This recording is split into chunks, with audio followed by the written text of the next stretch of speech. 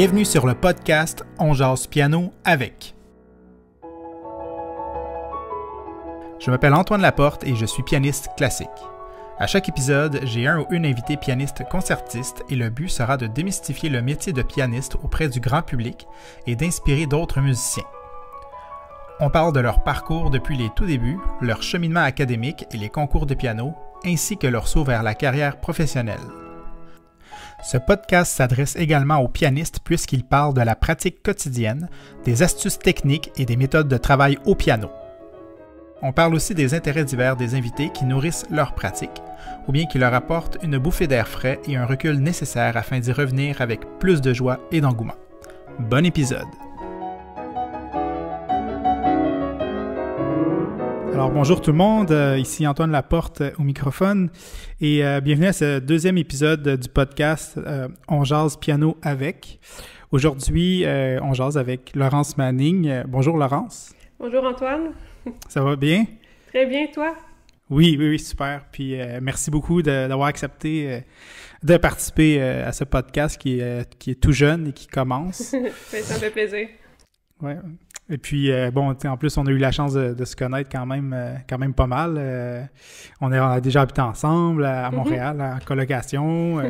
Puis on se connaît aussi les deux parce que on vient tous les deux de la même ville au Québec, Sorel-Tracy.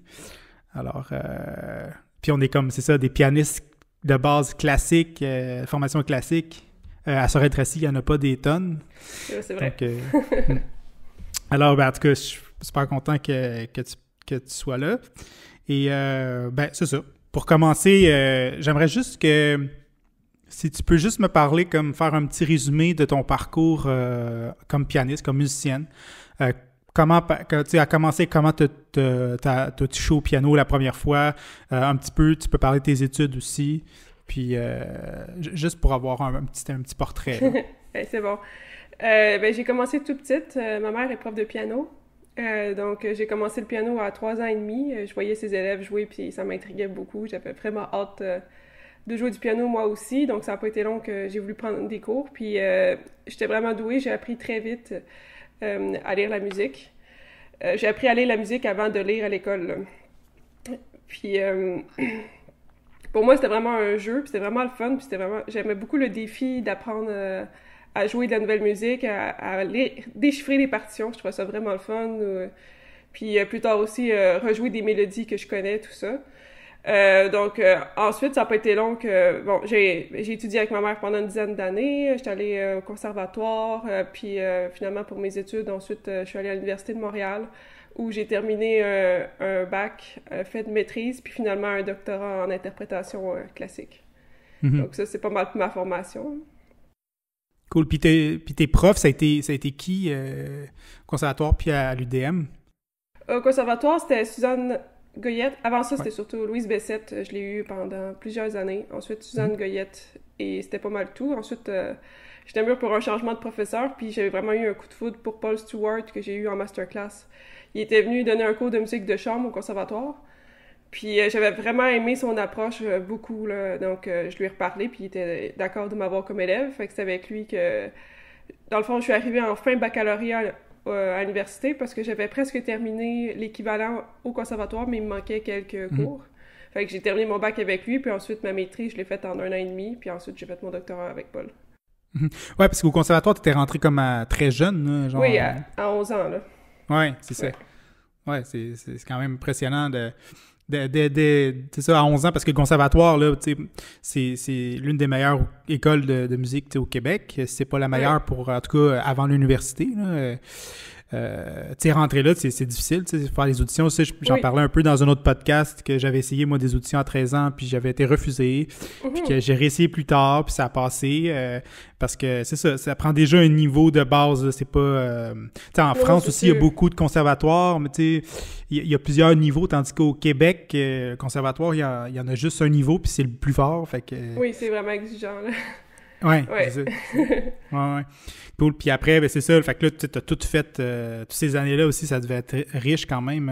Tu sais, dans le début d'adolescence, de déjà pouvoir étudier avec des super Oui, ben, professeurs. je trouvais ça vraiment le fun. Ben, c'était beaucoup de voyagement parce que j'allais à l'école secondaire Fernand Lefebvre à Sorel-Tracy. Puis mon père me liftait au conservatoire. Puis au début, j'avais plusieurs cours. Il fallait que j'aille plusieurs fois par semaine. Le cours d'instrument, le cours de formation auditive, solfège, dictée, tout ça. Puis il y avait aussi un cours de musique de chambre, genre duo au piano. Fait qu'il fallait aller très souvent à Montréal.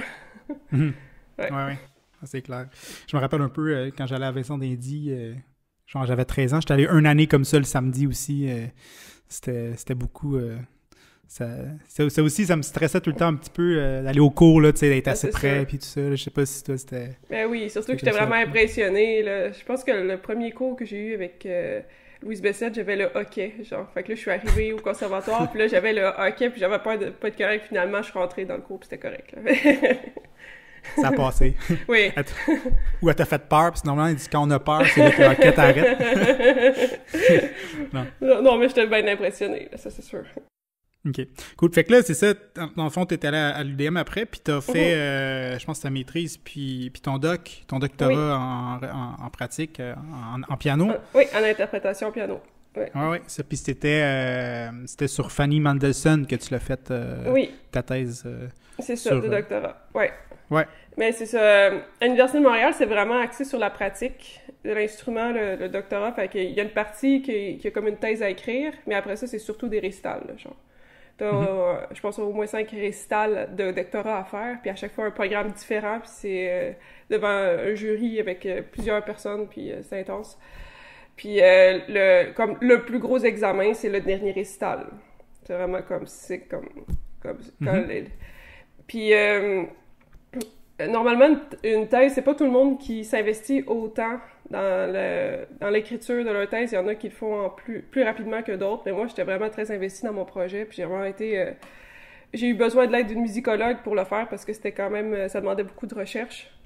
Fait que j'avais comme 2 directeurs de thèse. J'avais Paul Stewart, puis Marie-Hélène Benoîtis aussi, qui est une très grande musicologue.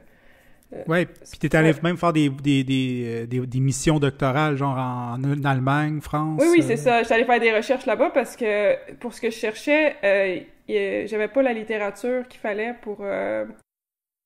il fallait que j'aille là-bas pour lire des livres qui sont dans les bibliothèques de Berlin aussi, puis tout ça. Puis j'ai appris l'allemand exprès pour y aller.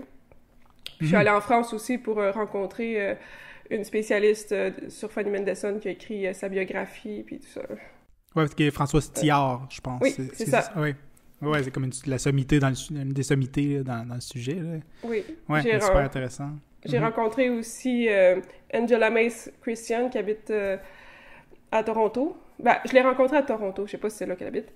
Mais elle aussi, c'est quelqu'un d'important dans le domaine sur Fanny Mendelssohn parce qu'elle a fait une thèse que puis finalement elle a pu démontrer qu'une des pièces une pièce de piano qu'on attribuait à Félix Mendelssohn a été écrite par sa sœur. C'est la Easter Sonata. Okay. Fait que c'est une pièce que ça fait vraiment longtemps que depuis toujours, le monde pensait que c'était son frère qui avait écrit la pièce, mais non, c'était elle. Mais elle a fait des recherches, elle a analysé l'écriture, puis... ouais.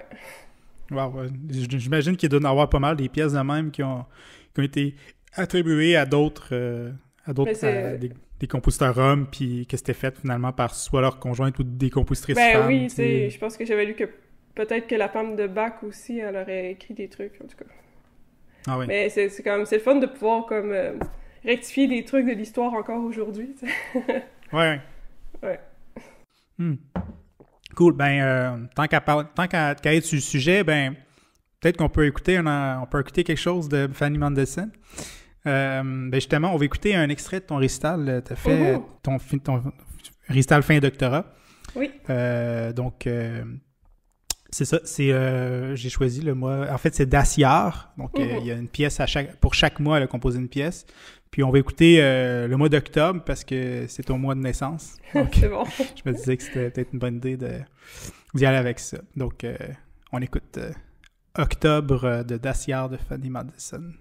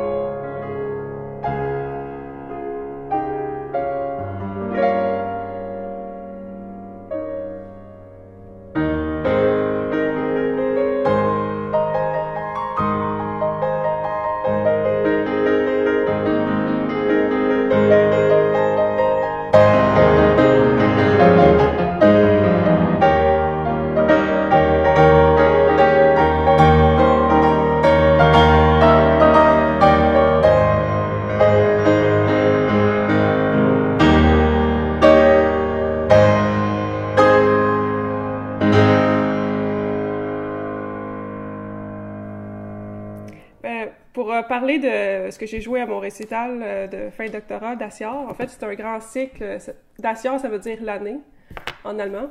Puis c'est pour ça que Fanny Mendelssohn, elle a écrit une pièce... elle a été inspirée par toute une année, fait que chaque mois, c'est une pièce.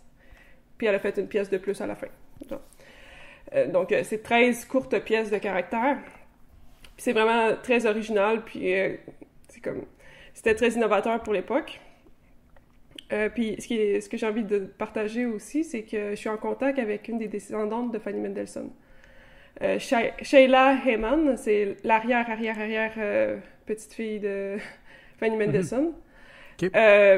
Puis c'est une femme qui réalise des films. Donc en ce moment, elle habite en Angleterre, puis elle m'a contactée. Puis elle a utilisé plusieurs de mes extraits. Elle m'a trouvé sur YouTube, elle cherchait de la musique de Fanny Mendelssohn, puis elle a utilisé plusieurs de mes interprétations dans son film, son dernier film qu'elle a fait, reportage sur son ancêtre Fanny Mendelssohn.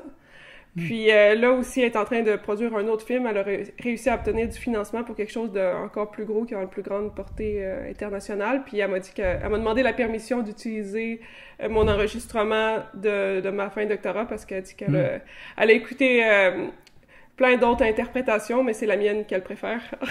Oh, wow! Alors, c'est une belle fleur. C'est fun. Oui, mais ça. Puis ce film-là, ça va sortir quand? Est-ce que, je sais pas. Je pourrais lui demander, mais ils sont en train de travailler là-dessus.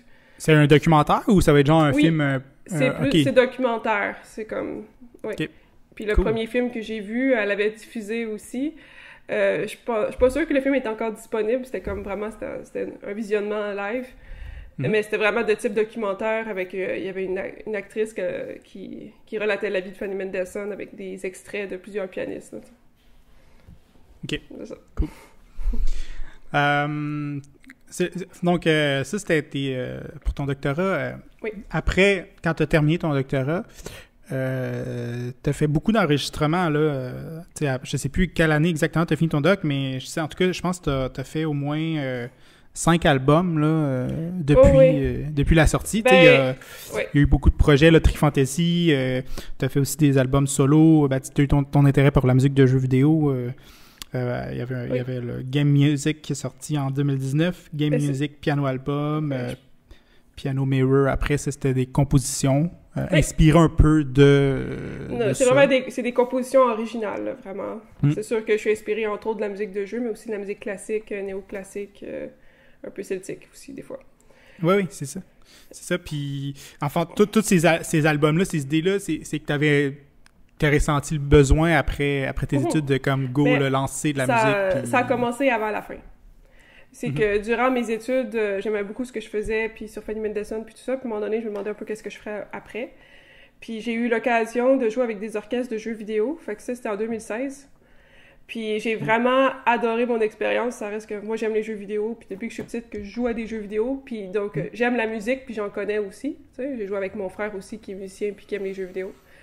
Puis pour moi, la musique de jeux vidéo, elle a autant de valeur que la musique de film. Puis il y a beaucoup de gens qui achètent de la musique de jeux vidéo sans même jouer au jeu nécessairement. C'est comme la musique a de la valeur en soi.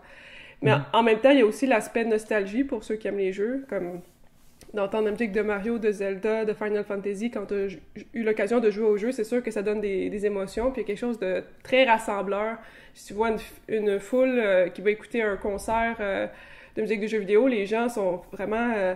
les gens écoutent attentivement ils s'exclament beaucoup entre les pièces, les gens réagissent beaucoup à la musique, puis c'est le fun de sentir le lien que tu as avec le public. C'est palpable. Il y en a qui vont se mettre un chapeau. Il y en a qui vont se mettre un chapeau de Pikachu pour aller entendre le concert, des choses comme ça. Il y a quelque chose d'un peu relax aussi, là, tu sais. C'est décontracté, fait que c'est le fun. Puis ça rejoint plein de générations aussi, autant les jeunes que les gens plus âgés, parce que les jeux vidéo, ça date des années 80 quand même. C'est vrai. Ouais, c'est ça, ça change un peu, parce que c'est vrai que quand on joue des œuvres plus... Tu sais, les séries de concerts, c'est plus des personnes âgées en général. Tu sais, il y en a des jeunes, mais c'est plus rare. Tandis dans ces événements-là, souvent, c'est une autre vibe, hein. Ça doit être... c'est différent. Ça donnait beaucoup d'énergie. Oui. Je me rappelle, une fois, j'étais allé voir un orchestre de jeux vidéo... C'était Final Fantasy. Il est venu à Place des Arts, là, puis le monde, ça criait, ça se levait, tu sais, c'est un orchestre symphonique, puis tu sais, c'est cool. Ouais, là. c'est ça. Mes premiers concerts que j'ai assistés, c'était des concerts de Zelda aussi symphoniques, c'était l'orchestre qui est officiel, là, qui faisait la tournée, là, puis j'étais vraiment impressionnée avec mon frère, avec l'écran, puis il me montrait des images de jeux vidéo, mais c'est comme avec des musiciens professionnels, là, l'orchestre qui jouait. J'ai vraiment adoré ça aussi. Fait que là, de voir que je pourrais en jouer moi-même, ben, de fil en aiguille, je me suis dit, ben, pourquoi pas? Puis j'ai commencé à faire des arrangements, piano solo, puis à me filmer, puis à développer ma chaîne YouTube. Puis ça a quand même fonctionné plutôt rapidement, parce que là, j'ai pu comme rejoindre des gens partout sur le monde, parce que ça, c'est le fun avec la musique. Peu importe la langue que tu parles, la musique, les gens comprennent. Donc, j'ai des fans de partout dans le monde. Puis grâce à ça, j'ai pu me développer une communauté qui est assez intéressée pour que ça vaille la peine d'aller faire des albums aussi. Ouais. Puis fait que j'ai fait mon projet, j'ai rencontré des musiciens avec qui j'ai fondé le trio Trifantasy. Fait que c'est avec eux que j'ai fait mes premiers albums. Puis c'est moi qui faisais tous les arrangements aussi. Sauf que finalement, ben, on s'en allait pas tous vraiment dans la même direction. Fait que ce projet-là, il a terminé en 2020. Puis ensuite, j'ai fondé un nouveau trio qui est le trio Laurence Manning. Puis ça, c'est mon trio. Vraiment, c'est super solide. Avec 2 super musiciennes qui en plus on est des super bonnes amies, fait que c'est vraiment le fun. Puis on fait de la musique de jeux vidéo, mais aussi des compositions que je fais, des compositions originales. Puis on est ouverte aussi à faire autre chose, c'est éventuellement de la musique d'anime ou de film, c'est possible aussi. Mais vu que c'est mon nom puis que c'est pas juste on fait de la musique de jeux vidéo, ben on a comme plusieurs choix là, tu sais. Okay. Les 2 sont de formation classique aussi. Ok. On va écouter justement ton trio Laurence Manning. On va écouter la pièce Termina Field de Zelda. En tout cas, c'est une des pièces en tout cas les plus connues là, du jeu. On écoute ça, puis on revient après.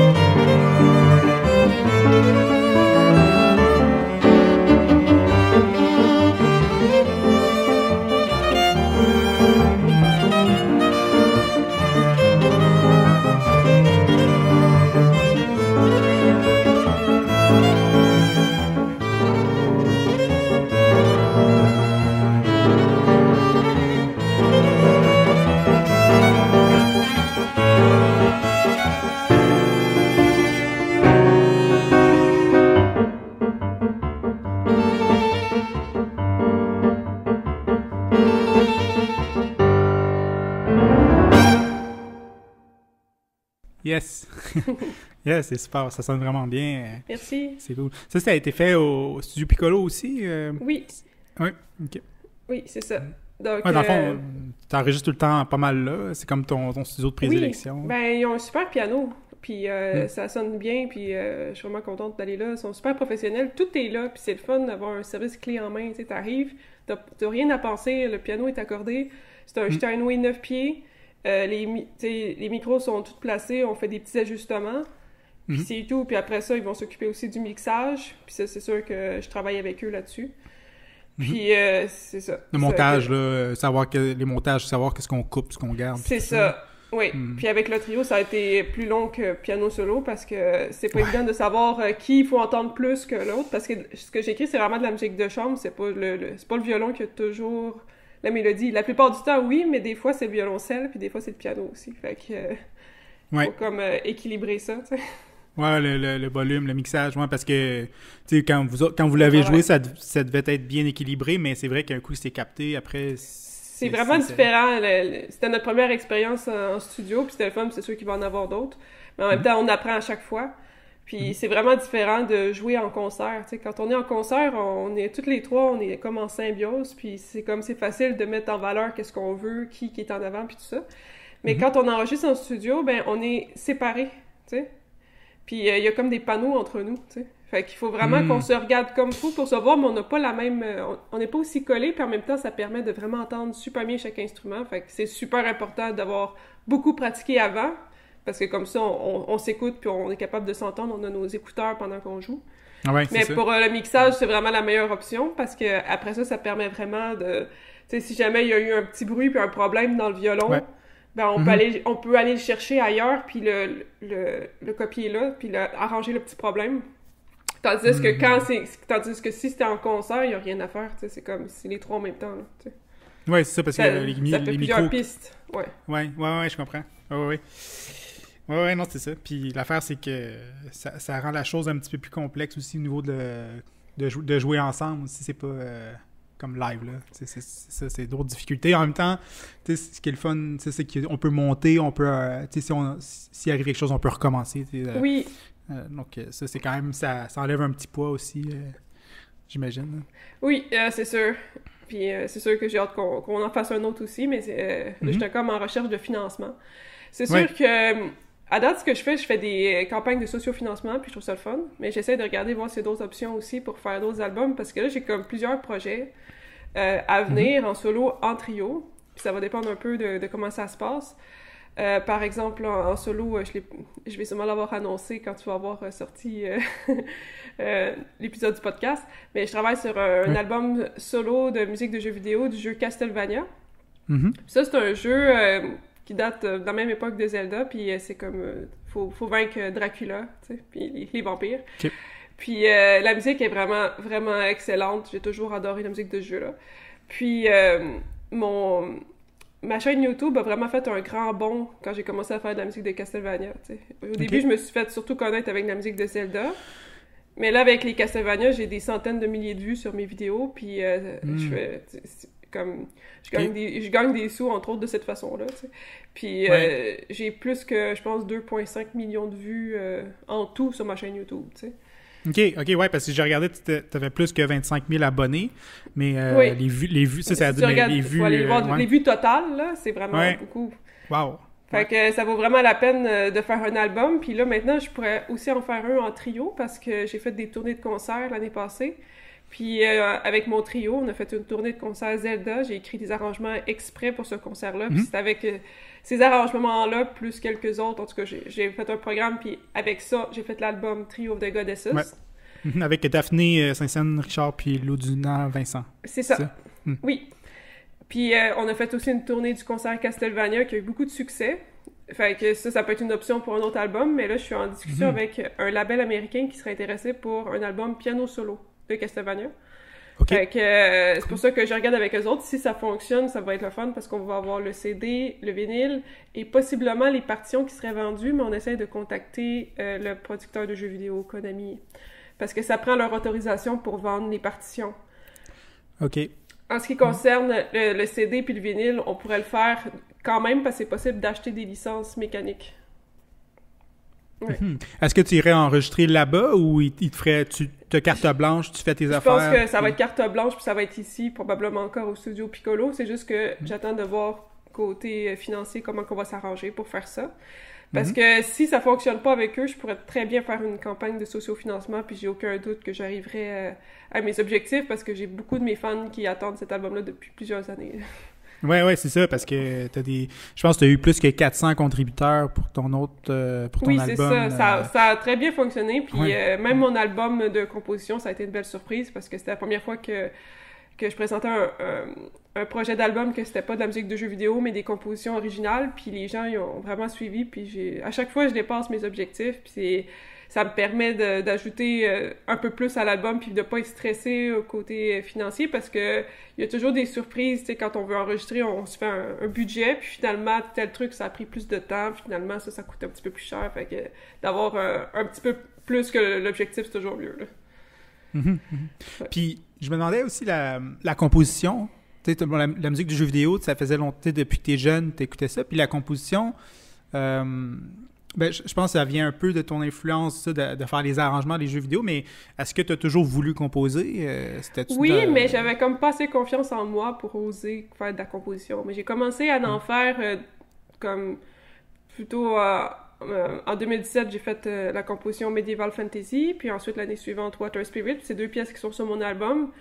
Mais je faisais plein d'autres choses en même temps. J'étais avec le trio Tri Fantasy, puis j'étais moins là-dedans. Mais là, quand la pandémie est arrivée, j'avais beaucoup de temps, puis pas mal d'idées aussi.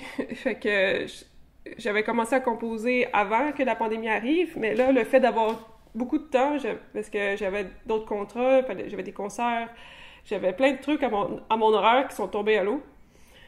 Puis je me suis mis à vraiment écrire beaucoup, puis c'est là que je me suis retrouvée avec vraiment tout un programme pour faire un album. Puis j'ai fait un concert en ligne aussi, c'est la ville de Saint-Ours qui avait payé pour un concert, comme pour la ville de Saint-Ours, mais c'était en ligne parce qu'on pouvait pas sortir de la maison avec la pandémie. Des live streams sur YouTube. C'était un live sur Facebook. Puis j'avais eu beaucoup de succès, fait que j'étais vraiment contente, puis ça m'a donné confiance. Mais après ça, j'étais comme, je vais l'essayer, je vais faire la campagne de financement, puis ça a très bien marché.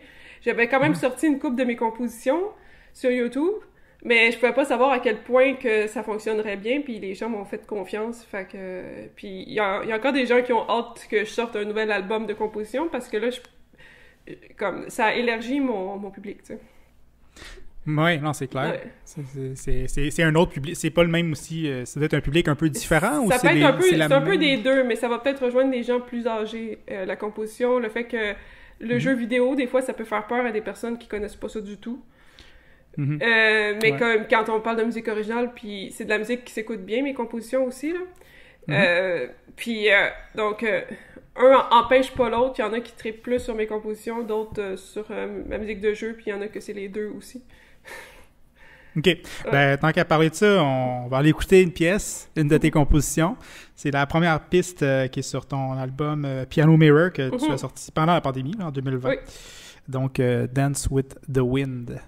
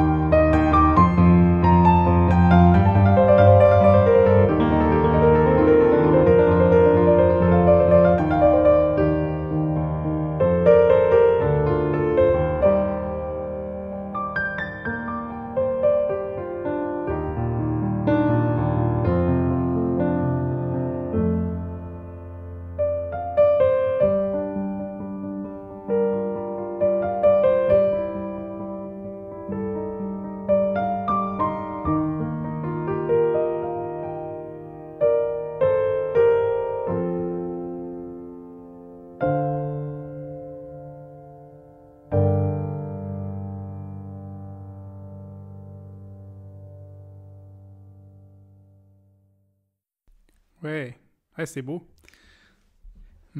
Puis, ouais, je me demandais quand tu composes, est-ce que comme tu improvises puis tu décides de garder des choses ou tu as déjà comme un plan ou un thème, un motif que tu trouves puis... C'est plus l'impro, mais souvent c'est un motif que j'ai en tête qui m'inspire, puis là, ben, je vais jouer un peu le motif. Puis là, quand je me sens inspirée, ben, je m'enregistre beaucoup. J'enregistre beaucoup de mes improvisations, ce que je fais. Puis quand je trouve que c'est vraiment bon puis que ça vaut la peine, ben là, je vais le retranscrire, puis là, j'arrive avec une composition. Puis ça, des fois, c'est très rapide. Genre, ça peut être en quelques heures, puis des fois, ça va être vraiment plus long, comme je manque d'inspiration rendu au deuxième thème, mettons. Ouais. Puis là, je remets ça dans le tiroir, puis à un moment donné, ben, j'ai eu une bonne idée, puis là, ben, je combine les deux, puis là, je me rends compte que ça se tient, puis là, tout à coup, ça devient une pièce. OK. Puis le fait de l'écrire, est-ce que le fait de l'écrire, ça l'aide au niveau de la composition ou c'est juste quand c'est fini? Non, aussi, quand j'écris, c'est vraiment le fun avec les logiciels d'écriture, tu peux entendre dans le logiciel qu'est-ce que ça donne tout de suite, tu sais. Fait que je trouve ça vraiment le fun de pouvoir écrire puis avoir une idée, puis après ça, je vais jouer au piano, voir si c'est jouable, qu'est-ce que j'ai écrit, là. Puis ça aide. Ouais. Puis souvent au piano, là, j'entends tout de suite quand il y a des petites choses à travailler.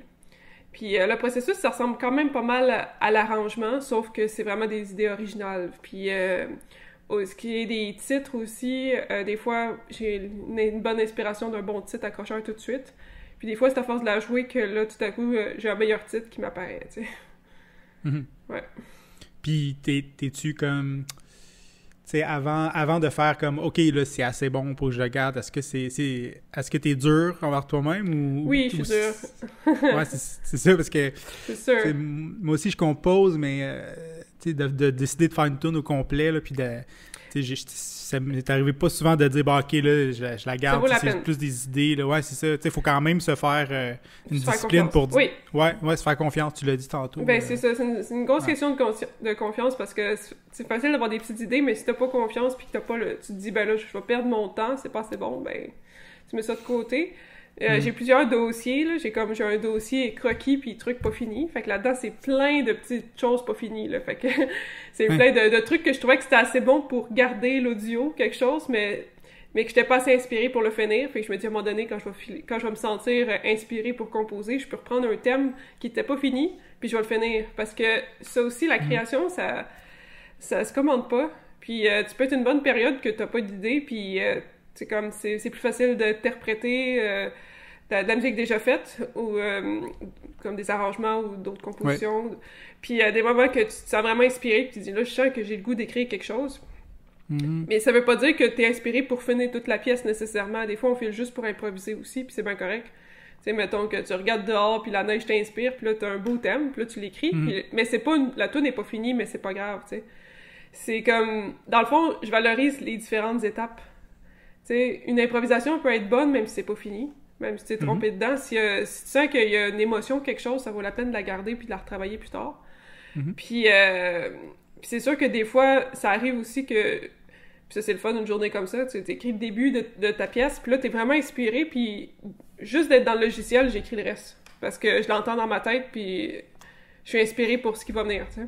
Puis c'est comme aussi de voir notre pièce avec un autre angle aussi. Tu sais, pas juste l'angle au piano, dans nos habitudes de pianiste, mais de la voir aussi là, au niveau de comment c'est écrit.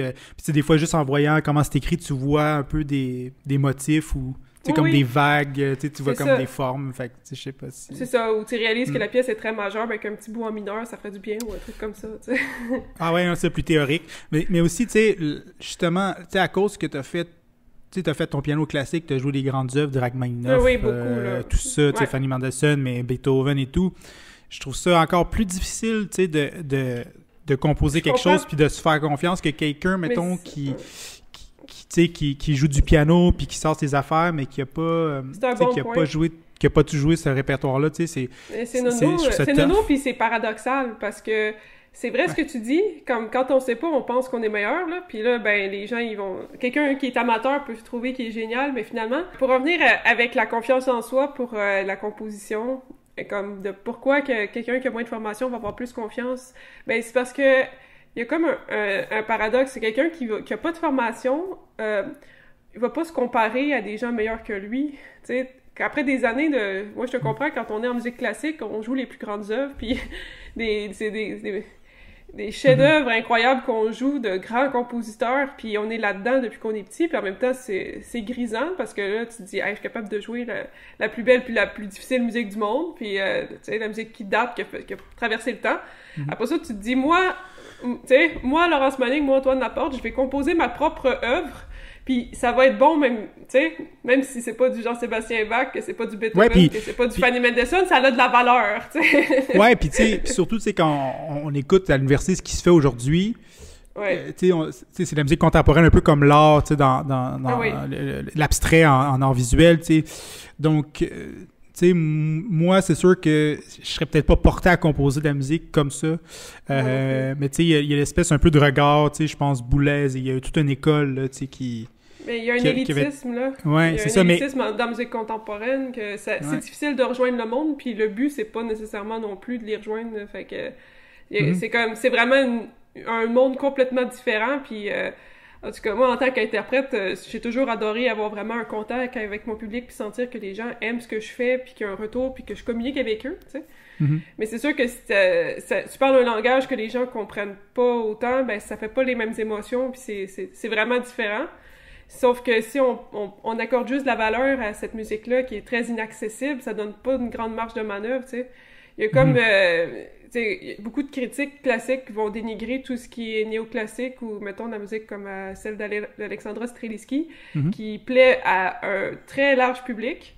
Puis c'est très minimaliste, très... tu sais, il y a pas grand-chose dans sa musique, mais ça plaît, puis les gens aiment l'écouter, fait que ça a une valeur, puis chaque musique mérite d'exister, tu sais.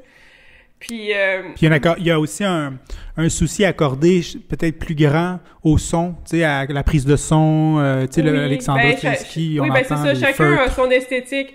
C'est ça. Moi, c'est moins mon style, mais comme il y a des gens qui adorent ça, le petit côté feutré, elle va jouer sur un piano droit avec des... Puis c'est une technique, je pense, c'est allemand, là, je me souviens plus comment ça s'appelle. Okay.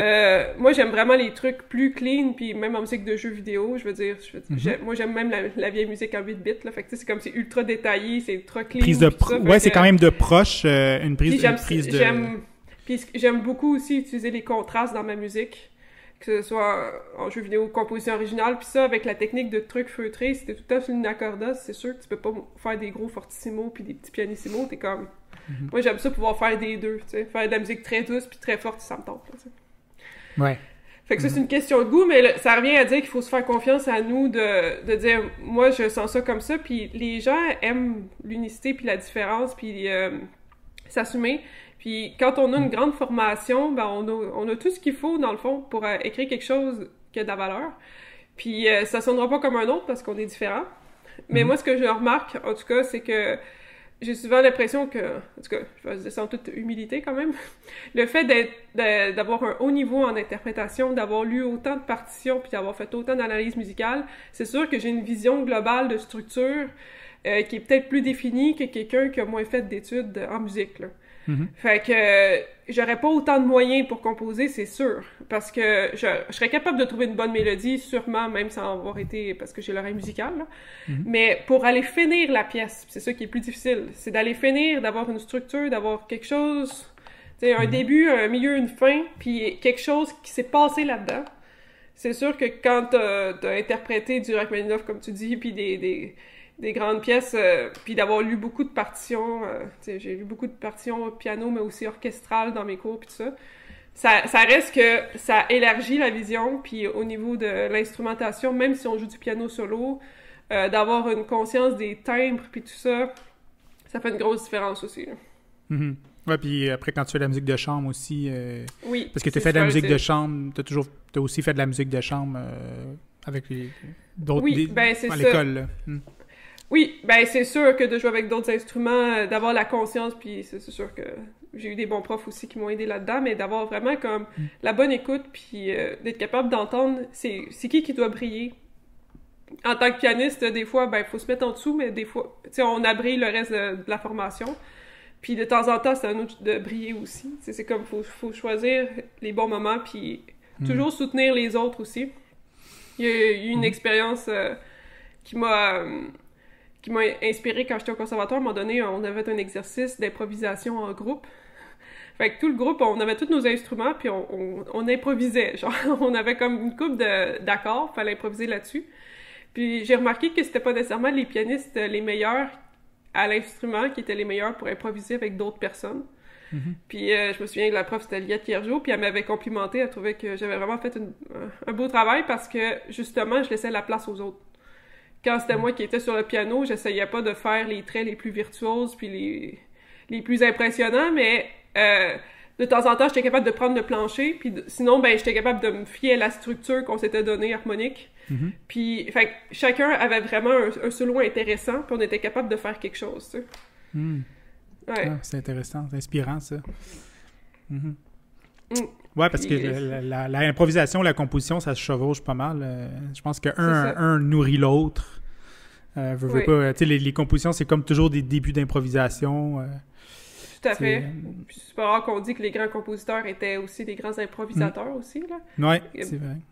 Haydn, en tout cas, je pense que c'est lui qui se levait tous les matins puis il improvisait pendant quelques heures. Bach aussi, Bach il improvisait des fugues à 4 voix, là. Faut le faire. Ouais, quand même, ouais. Cool. Cool. Merci pour ce partage, pour tout ce qui est tes compositions, puis ton processus, puis tout ça. Puis c'est vraiment intéressant parce que, tu sais, finalement, un compositeur, il faut faut pas qu'il s'enferme, tu sais, je veux dire, la création, il faut que ça soit quelque chose de libre aussi, tu sais, faut pas s'encarcaner, là. Il faut garder le plaisir de jouer aussi. Puis c'est sûr qu'après des années de formation classique, tu sais, c'est très discipliné, puis tout ça, il faut quand même toujours garder l'idée que la musique, c'est le fun. C'est le fun à jouer, c'est le fun d'improviser, c'est le fun à, tu sais, c'est comme... Il y a beaucoup de plaisir à être capable de bien jouer une pièce. Puis c'est pour ça que de tous les âges, tous les gens adorent apprendre à jouer du piano. Tout le monde est fier après, là. C'est fun. Cool. Puis là, ben, on va bientôt... l'émission tire à sa fin. L'épisode tire à sa fin. Je me demandais, c'est quoi tes projets que tu as en ce moment que tu peux partager, que tu peux dire? As-tu des concerts qui s'en viennent, des prestations? Bon, là, tu me parlais d'un projet d'album, là, mais... à court terme, est-ce que tu as des choses qui s'en viennent pour toi? Ben, c'est surtout cet album-là qui me prend mon temps ces temps-ci, parce que là, je viens tout juste de finir les arrangements. Là. Fait qu'on va pouvoir aller de l'avant avec le projet. Puis sinon, je sais que j'ai un album qui va ressortir en édition vinyle l'année prochaine. Fait que j'ai pu signer aussi avec une compagnie américaine, Manawave Media, qui vont produire mon album Trio of the Goddesses. Donc, mon dernier album de Zelda avec mon trio va avoir une édition spéciale en vinyle. Fait que ça va être vraiment le fun. Ils s'occupent de tout, donc moi, je touche un pourcentage des droits qu'ils vont recevoir.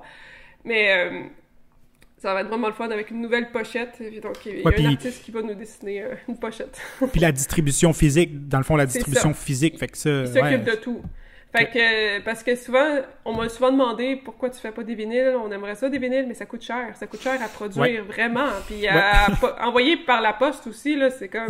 Moi, j'envoie des CD par la poste, là, mais des vinyles, c'est fragile aussi, je pense. Ben, c'est sûr que ça prend un emballage spécial. Fait que là, eux, ils sont spécialisés en vinyle. Là. Fait que c'est parfait. Ah, OK.